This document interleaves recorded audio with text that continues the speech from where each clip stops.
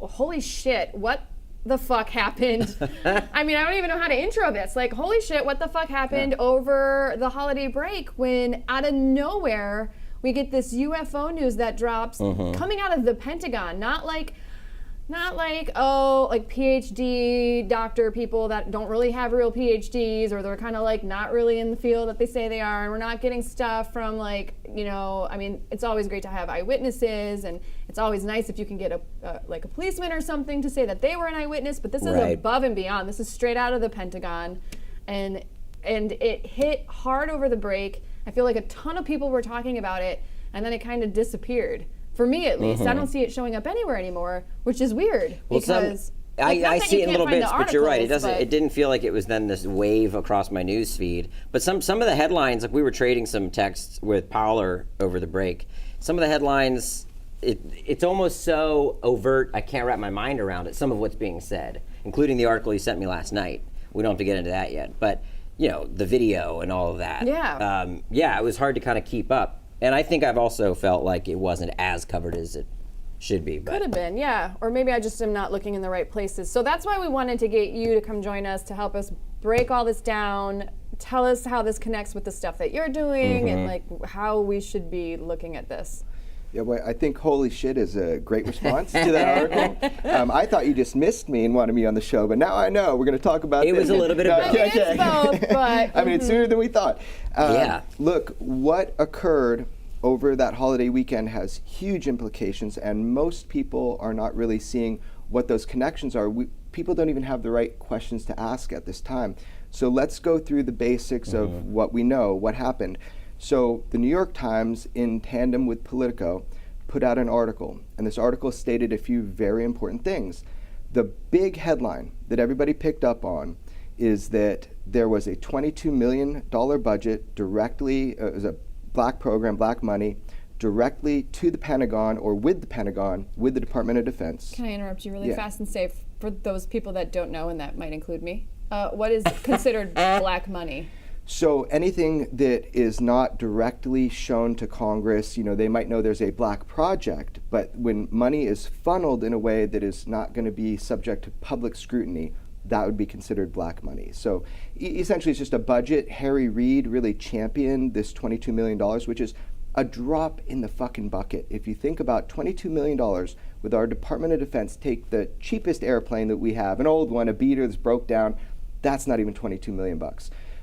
My friend who's in the military right now was furious about everybody making a big deal about $22 million because he says, do you know how much we spend on Viagra in the military? I mean, it's astounding. Wait, why do you guys need Viagra in the military? You guys, I'm not in the military, first of all. Let's state that. Let's ask the real question. Right. But I mean, it's a hilarious sum of money, for anybody to be upset about. We need more funding looking towards this, and that will become very clear after we have this discussion today.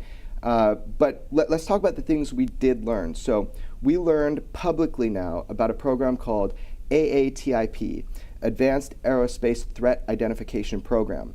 Essentially, that's a very small program. Every intelligence agency in America studies the UFO phenomenon.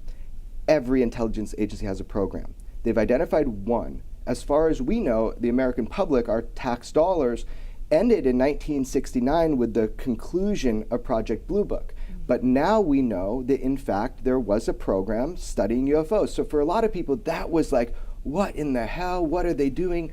Oh, I can't believe it. Now, next newsflash. Not only was there funds that were allocated to studying the AAV, anomalous aerial vehicles, or they're calling it AAT, anomalous aerial threats, because that's how you get money, is to show that there's a national security issue, which there is from a lot of perspectives. So the money was funded. We know about AATIP, but there were some hidden things in that article that were in those articles that were very small, and people have yet to really grasp or pick up on, because that is so huge to begin with. We also had footage come out. And again, the chain of command directly through the Department of Defense, the Pentagon in particular, and they show these vehicles operating in ways that are completely inverse to what we know of modern day physics. And we have FLIR videos that show these objects. I happened to be involved in understanding a case way prior to this, and it's the case that was pushed forward and in front. It's called the Tic Tac UFO case. The pilot, Commander David Fravor, is the guy going on CNN, BBC, all the networks, talking about his experience. Currently, he's going to Currently, he's been on, is going on. There was just a Boston Globe article. He's been on CNN, ABC. I mean, every network you can imagine picked up this story. So, bullet points, you got this project that's there. We know it was funded with a certain amount of money, kind of championed by Harry Reid. We know that this was a black project, and it's admitted to. We've got 2 out of 3 promised videos, although there are most likely a lot more, is what I'll say. So 2, and they show these objects, these vehicles. One was, they're calling the gimbal, and it looks like this kind of object, like a gimbal, and it's moving really uniquely. And the other one is the Tic Tac. So now all of a sudden the public sees, Department of Defense videos of these, and they have something called near misses. When you have things in the air and you are flying, you have to make sure that number one, you don't crash into something. So this is a threat on just that level alone, despite the advanced technology, despite wondering if it's another nation, despite all that, that alone is big. So we've got the videos, we've got the acknowledgement of the group, we have a pilot who's come forward, Commander David Fravor.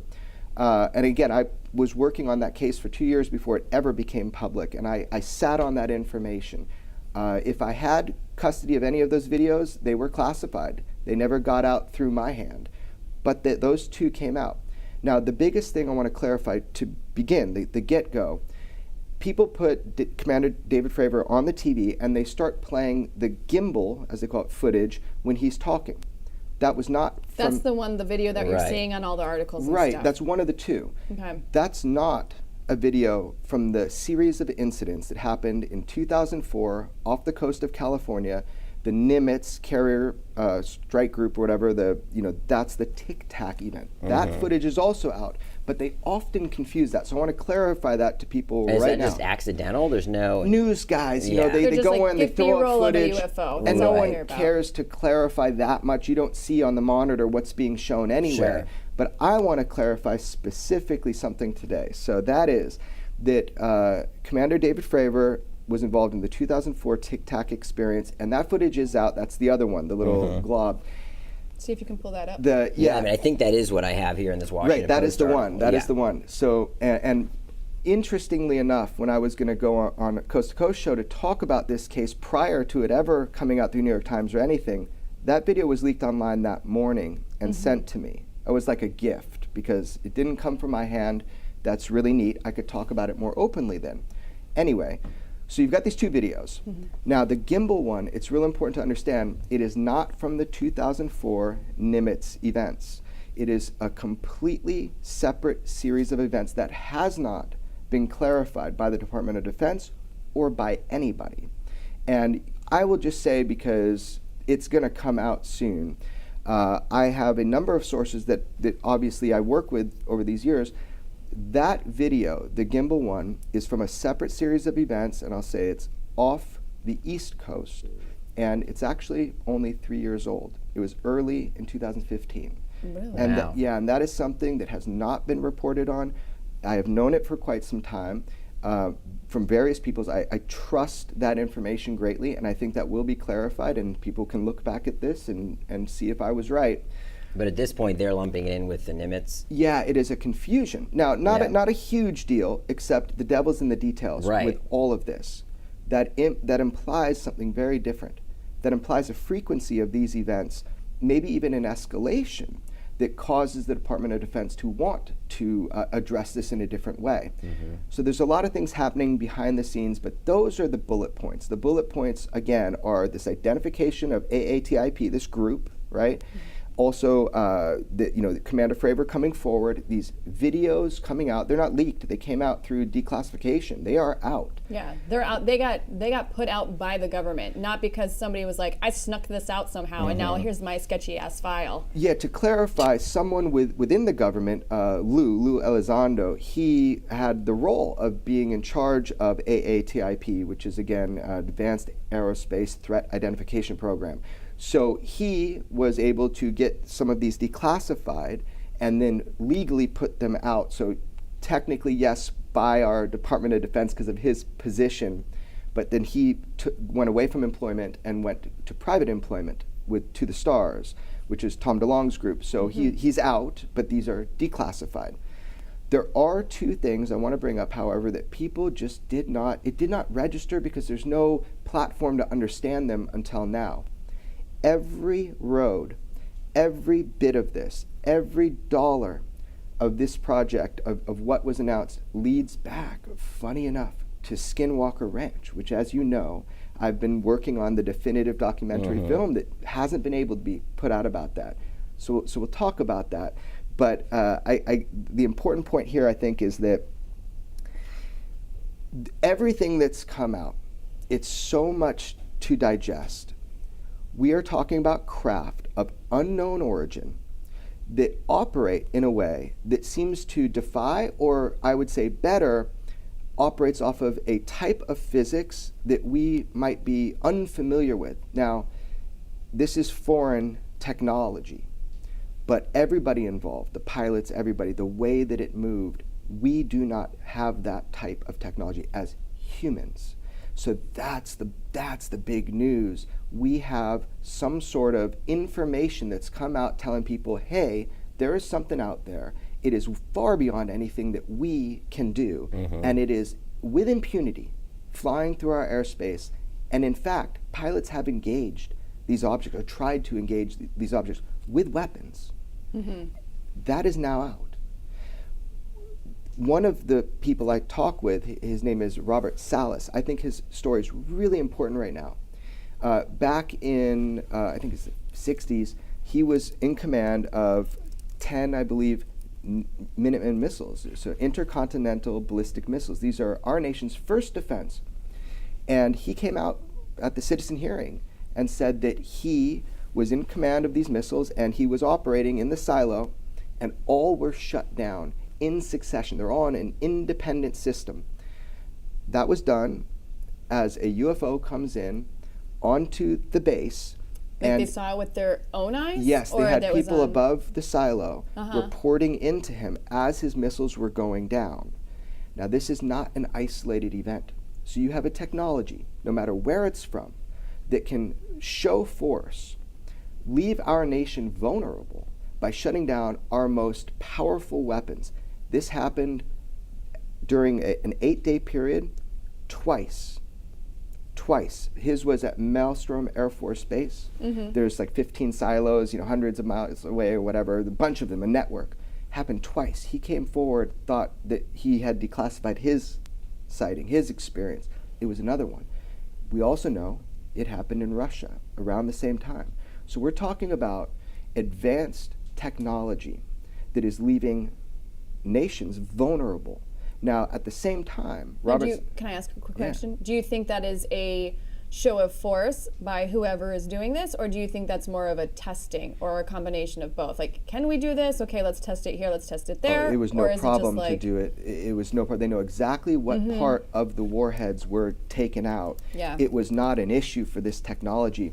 But I want to clarify, Robert Salas, he does not believe it was a show of force for sure, but he does not believe that was a threat. He felt it was a message, to be fucking careful. Yeah. So that's his opinion. Now, of course, people that want money within the government will focus on that and say that's a threat, and I understand that. It left our nation vulnerable to a degree. However, if you take Robert Salas's point of view, it was a message. You're playing with fire. Doesn't matter. Now we have proof. We've had it before, but now the public can really engage. Fox News is engaging it. We have proof of advanced technology engaging human technology, and this is now out, and it's just the tip of the spear. There is so much more that's coming out. Now, the two things left out from the articles that people didn't really pick up on, and I want everybody to start digging into this because these are key. One, they mention Skinwalker Ranch in one of the articles, right? This is the ranch that I'm doing the film on. Which article, do you remember? I think it was the Politico one. It's in either the New York Times or Politico because of Robert Bigelow and how the $22 million kind of was funded, and then he picked up the contract. And we're going to talk about some of that so everybody understands that connection. But they mentioned Skinwalker Ranch, which is important and interesting and amazing. People haven't picked up on that. They also mentioned two other things that I find very important. One is the storehousing of alloys or materials associated with these, craft, these non-terrestrial craft, these UFOs, AAPs, UAPs, AAVs, AATs, whatever you want to call them, it doesn't matter. Materials, actual physical materials. So at one point, we do know that material associated with UFOs was housed in Las Vegas at Bigelow Aerospace. Now, this is in the news. I'm not saying anything that's not. People just didn't pick up on it. That's important if we have physical evidence, because my last film. How did they get their hands on this stuff? Well, that's all yet to be told. That story is all yet to be told. Nothing about that is public, but that key point is, and people should pick up on that, physical materials. That will become really important. How do you prove a material is not created by humans? How is that done? And you test it to make sure that it's not from Earth, right? Sure, and what do you test? You can, for that reason, you can test isotopes. Isotopes tell you the origin of an element. So if you have zinc-64, which is one I was working with a lot, that one you can tell by the isotopic ratios if it's from the moon, from the Andromeda galaxy, or where it's from.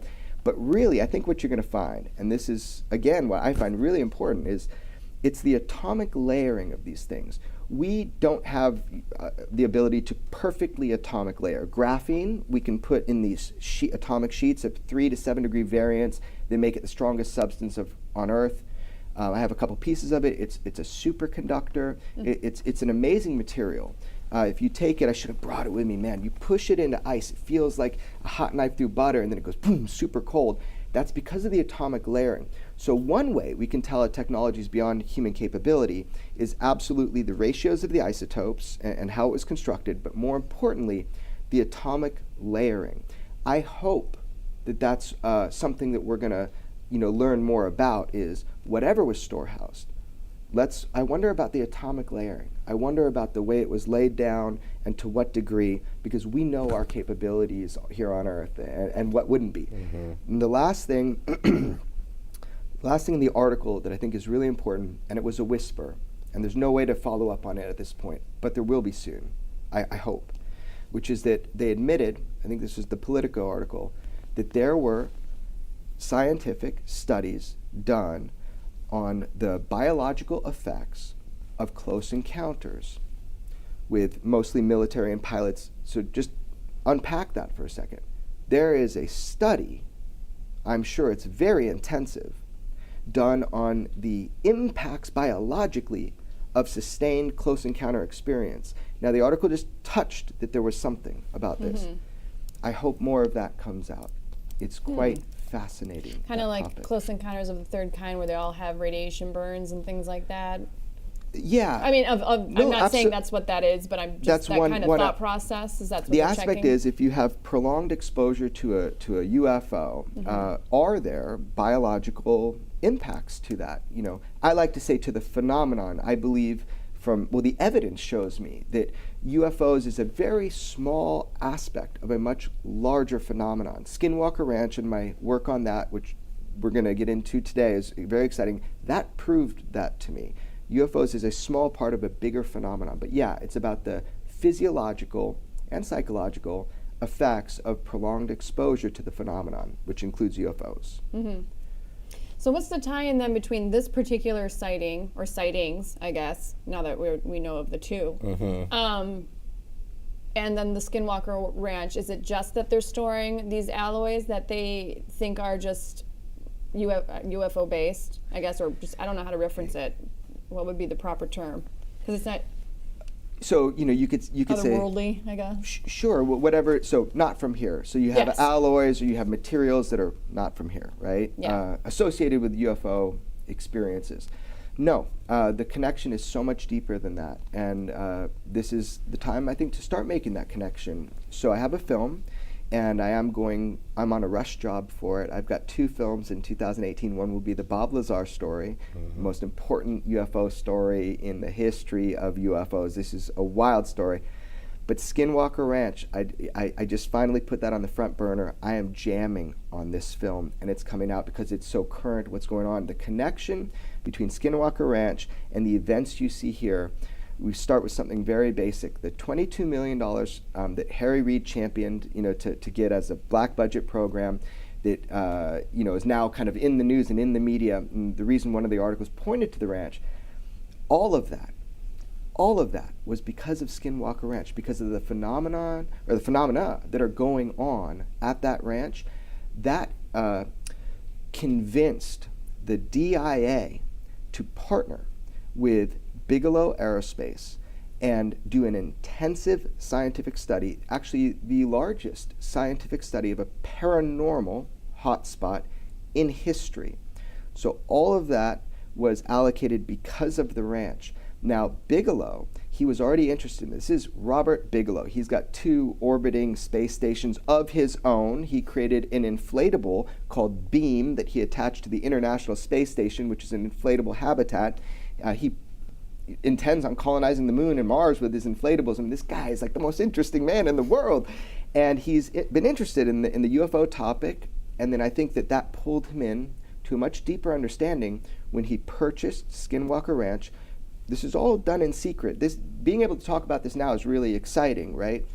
He had a group he put together called NIDS, the National Institute of Discovery Science. And this was a group of PhD level scientists that would, on the ground with a rapid response team, study the events at the ranch. The events go across the spectrum to some of the most astounding, unbelievable sounding things, but UFOs are included. I think that was the initial interest. So you've got NIDS studying this ranch. We're fast forwarding now 20-something years later.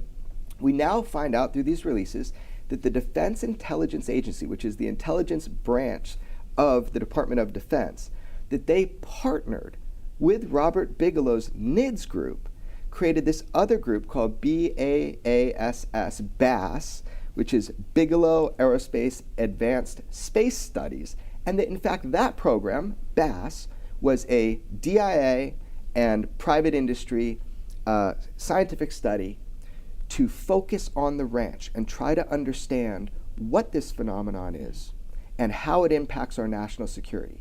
Again, I'm not saying anything that you can't find now. That was out.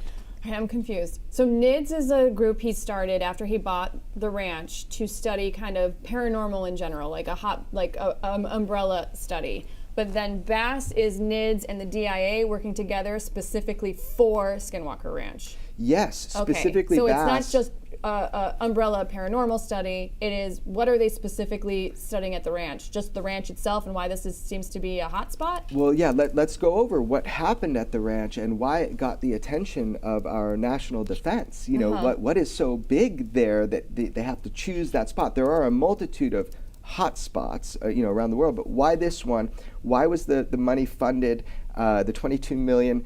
Why did the DIA partner with Bigelow Aerospace to create this BASS entity? So, for example, there is a book called Hunt for the Skinwalker by my mentor in journalism, George Knapp, and his co-author is Dr. Colm Kelleher. Dr. Kelleher, they wrote this book, Hunt for the Skinwalker, and they outline the NIDS study. At the time they did it because the activity was dwindling to a degree, and they said, well, let's find out if there are more places like it. Turns out they found out there are. But it came back. The phenomenon was encouraged again, or something.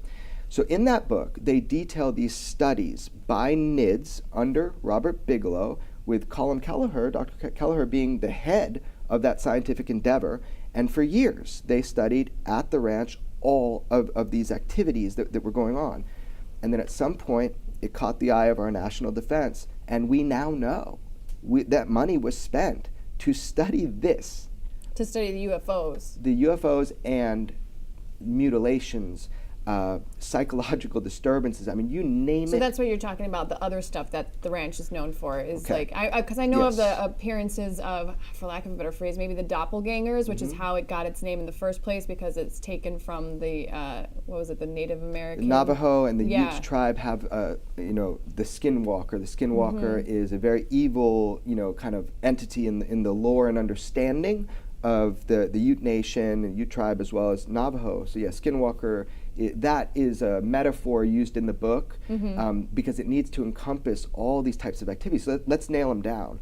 So you've got somebody on the ranch who's a very intelligent individual who deals with cattle. You have mutilations of cattle, violent mutilations, and they were able to study this, like all the blood being drained out, certain parts, organs taken out. I mean, the classic mutilation. They have odd and strange orbs and lights that are constantly moving around at different times, inducing or invoking fear in people, like an artificial fear, as some of the scientists would say. It's like the object is there, you're not supposed to, you wouldn't fear a blue light, but it imposed this incredible fear. In fact, some of those experiences seem to have followed people. This is something just blew my mind. But if you've had an experience at the ranch or in the whole area, because the ranch is just the most scientifically studied part of the Uinta Basin. The entire basin has so much activity. I have been filming and working on this, talking with witnesses for a number of years, but I'm picking up where my mentor George Knapp started. He started this, almost 20 years ago. So policemen, police chief, locals that have lived there for 30 plus years, ranchers, it's hard to get people to talk with you. You need to earn that trust. But I think their book, George's and Dr. Kelleher's book, earned the trust. So we've had breakthroughs. We now have a great relationship with the Ute Nation and the tribal elders and the tribal police, and the stories are now being told just now. So the whole area is historically 17 generations goes back these stories. This area has always been a hot spot, but the ranch, that's the studied spot. Government and personal, that spot's been studied.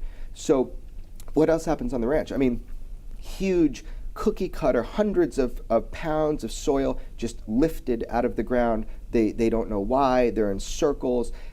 You've got these creatures, sightings of creatures. I mean, like creatures that don't exist anymore, dire wolves. That's the best description of these creatures.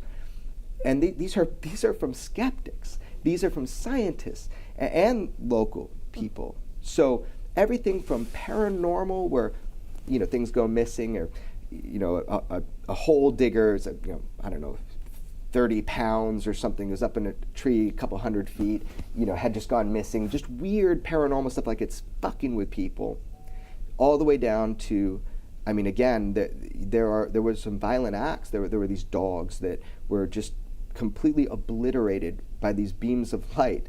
So I've talked with witnesses who have seen this stuff. I've been to the ranch a number of times.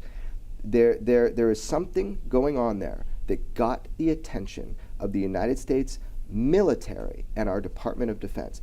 That is something to think about. So where do they think all of this, like why Skinwalker Ranch? Why would it originate there? Why is it such a hot spot? Is it a hot spot because of what Bigelow and now our government are working on, and this is just the after effects of it, kind of like how everybody talks about, what's the name of that island? The one that Stranger Things is based on. Are you talking about Montauk? Montauk kind of thought process?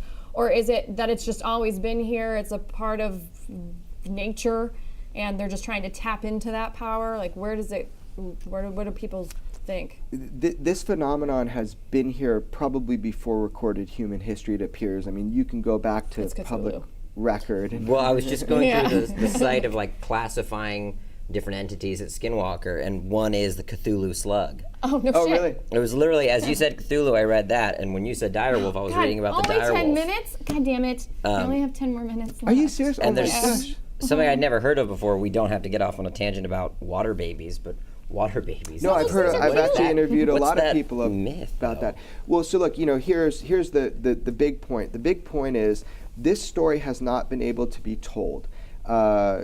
George Knapp was able to be part of those studies in that he was able to record. He was going to make a documentary about this, but kind of handshake agreement, when you're allowed into something so secretive, you say as a journalist you're not going to make a film on it, you're not going to tell us that you don't do it. You stay within those lines so that you can keep reporting and be a trusted journalist.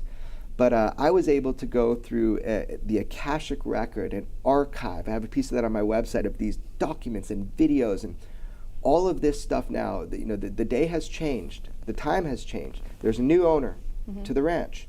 And the whole game has changed. So because of George's hard work all those years, I'm able to make my own documentary now. The documentary he couldn't make at the time because of his agreements. But I have that footage, and I have those documents. And I'm really excited because this is stuff no one has ever seen and probably we thought never would see. And in 2018, not long from now, the definitive Skinwalker Ranch documentary film will pick up from where George started and all of that stuff, whatever I can get, and it's going to be part of this film. And you will learn a lot about Skinwalker Ranch and its ties to everything I'm telling you now.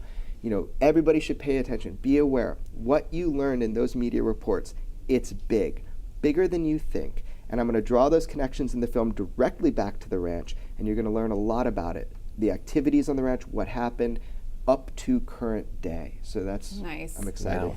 So, do you have a question you want to ask? No, there's just so much. It is so much. I mean, in a good way. Why is it? It's great. Why did it blow up right before the holidays? Was it that people were hoping that people were going to be hanging out at the house and checking Twitter, and so it would actually pick up and spread like wildfire, which it did? Or opposite, were they hoping people were so busy with the holidays? Because I feel like it was kind of a combo of both of those things, where it took off like wildfire for like a day or two, and then interest is gone because Trump said something and now everybody's refocused on him. Yeah, I mean, the interest is not gone. It is there. It's brewing. People are starting to learn how to relate to that. There's more coming.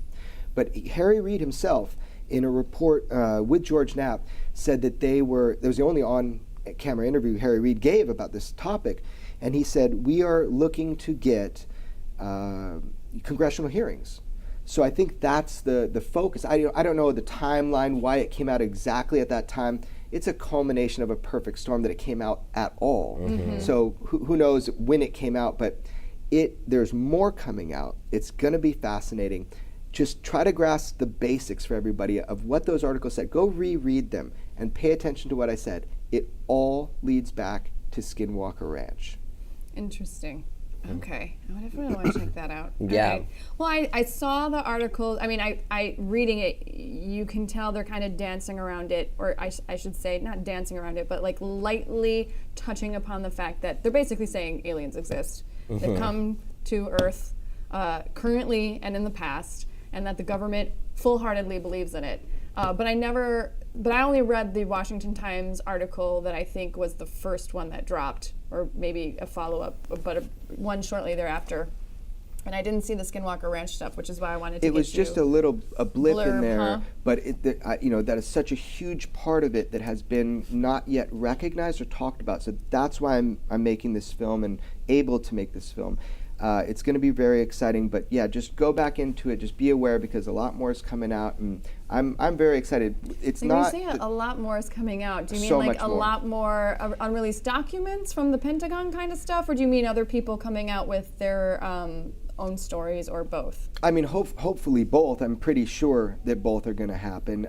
But the point is, we have just had a little wake-up call, and people can push it down to where they feel comfortable with it. It's not acknowledgement of aliens or anything like that. I mean, show us an alien. It's not that. What it is, though, is an acknowledgement of a very important interest that our government has in this phenomenon, and that should be encouraging to everybody that's ever thought or wondered. This is acknowledgement of craft that are far beyond the scope of humanity to be able to even understand how they were. How can they not be aliens, though? Well, that's a great question. Whatever it is, it's alien to us. Right. I don't know if it's close or if it's far away. Right. Is it are beings coming from other planets? I see what you mean. Or is it interdimensional? Or is it something even stranger? And that's what's interesting. That's the big question. One other thing that was reported that not really touched upon, there was resistance to even doing this study. And that was because of religious belief. And that was deep within the intelligence communities. There was a religious belief, this is dealing with the devil. Do not study this. So that is a fact. Wait.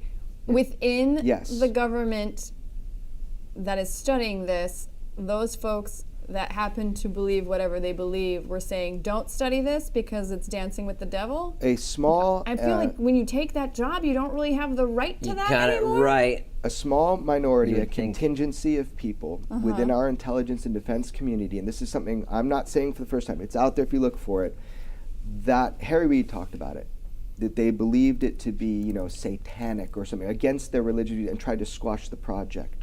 This is the most important stuff we can be studying because it's technologies that could revolutionize our world, and it would become more inclusive maybe if we understood who is operating and from where, and what is the intention of those operating these vehicles. And they are vehicles. Wouldn't that be weird if it's like, let's say a couple planets away, and it is, for lack of a better phrase, aliens that are just like fucking with their RV cars? Right. Or it's us from Like, the future. Us from the future. Yeah, maybe. That bums you out. It kind of does. Yeah. I don't know. Space and I time mean, I is guess- connected, so yeah. anything's, you know, You know what can- I'd it's really temporal. dig is if it was like alternate dimensions or like Matrix style. Yeah.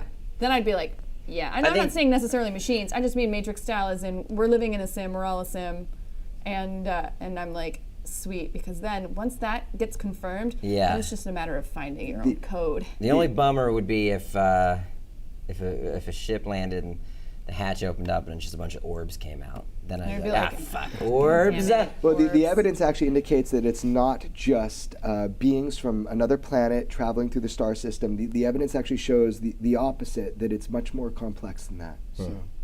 Why does all this stuff always happen in Nevada Well, Skinwalker's Utah, right? or Utah It- or Well, I mean, the, but the Nevada's West or the yeah, yeah. desert or why not like Well, why yeah. not if you really want to make a splash, like splash. land in the middle of LA or Well, I mean clearly they don't. DC, like Mars attacks. do DC or New York. You don't invite the... Yeah, New but York. clearly that's not the intention, is to make a splash that way. Although Yeah. if you look at the history of UFO sightings, oddly enough, Wednesdays coast? are the best day to see a UFO. It's Really? absolutely incredible. You look Really? at all the reports, Wednesdays. It's our and day. Semi-rural areas are also great. Yeah. And What we if we're all can't... internet? Sorry, I keep Oh interrupting. no! Yeah, we can't confuse, you know, government projects from these unknowns. People Yeah. try to do that. Call them bullshit right now, because these unknowns have been here far before we even had the ability to fly metal in the sky. So that's a crap answer. Now, some of them can be unidentified and be ours. Of course, it happens all the time. This phenomenon is real, and it's been happening a long time, and we're now getting a little taste of starting to understand that. I have a question that, I mean, it's kind of a layman's question, but how are things declassified and then sent to like DeLong's organization? Like how does Well, that one do the guy stars left get and then the worked that got hired by DeLong. But how were they theirs to share when they originated with? So yeah, it's classification, that's Once a whole it's- other thing. There's year terms depending on the project, if it's special access or not. Typically for something top secret, it's 25 years, 10 years for something that's classified secret. Anyway, all of that goes out the window when you're talking about these special projects.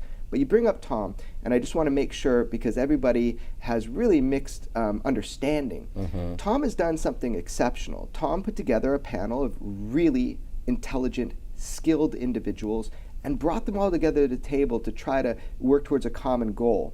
You know, separate from his business and what they're building, that alone is heroic. And I want to, I feel gratitude that he was able to do that, whether you like him or not. He has done something exceptional. Right. So that group is a great group of minds that is attacking this, and one of those individuals, Lou Elizondo, he actually was the one that got all this declassified for us, for the public. So that's huge. Now this story is bigger than that. There's so much bigger than any one individual. Yeah. But it's important to see the cornerstones that make some of this possible, and I want to give Tom a thumbs up Yeah. for that. We might not agree on all things, but we can all agree that what he's done is really good. Awesome. That's a great way to end this. I Yeah. hate to end this because this is fucking Yeah. fascinating. But we'll definitely have you back on if you anytime you want to come visit, and especially when you're ready with your documentary. Oh yeah. Awesome. I can't wait to put that Sure. out. Also, please Yeah. send us tickets because we want to come. Yeah. You got it. Awesome. All right. Well, we got 3 minutes left, so let me run through my outro here. Also, before I start this up, where can people find you, just for the Twitters of it all? Jeremy Corbell anywhere in the interwebs. My website is extraordinarybeliefs.com. Everything is on there. Okay, perfect. And guys, you can catch us live on Wednesdays from 4 to 5 p.m. PST here on Nerdist YouTube, ProjectAlpha.com, also now Geek and Sundry's Twitch, over at twitch.tv/Geek and Sundry. You can catch the audio of this podcast tomorrow on Thursdays, roughly around the afternoon. I'd say 12 to 1-ish, kind of around there. It's a soft launch on iTunes. And then if you missed the show, the live show, and you want to see the live show, you can go ahead and check that out over at ProjectAlpha.com as VOD. Also, that gives you a bunch of other shows that you can check out, as well as, what was it, 5 or 15% off of everything in the store? 10. I was neither. It's 10% off of everything in the store, of which you can get one of these amazing Bizarre States mugs, or a pin, or some other really cool stuff. For socials, you can follow us over on Instagram at Bizarre States. Our Twitter is at Bizarre_States. And then Facebook is also where you can find our show notes and the Bizarre States group, which is there. I've actually just added a bunch of people that were have pending requests. Active. It's very active. We kind of let you guys police yourselves. You can talk about whatever you want. That is actually over at facebook.com/Bizarre States Podcast. We didn't do listener stories today because I definitely wanted to get as much time as possible with Jeremy. But if you have a listener story, feel free to send that to bizarrestatespodcast@gmail.com. And I will post pictures of Daisy. Over on our Adventures Instagram. with Daisy. Some nice up-close photos. So thank you guys for joining us. Thank you, Jeremy, for joining us. Thanks for having me. I appreciate it. Absolutely. Guys, make sure and stick around because we have more shows coming up next here on Twitter and on Twitch. On Twitch. God, so much fucking There's so many. social There's media. a lot of platforms, a lot of formats. So much. I mean, It's haunting, in fact. oh, it's so much. Do you want to give us our outro? NPR outro, sure. Include Daisy too. Yes. This has been Jessica, Jeremy, Daisy, and Bowser. Aren't we all living in a bizarre state? Until next time. Bye. Bye.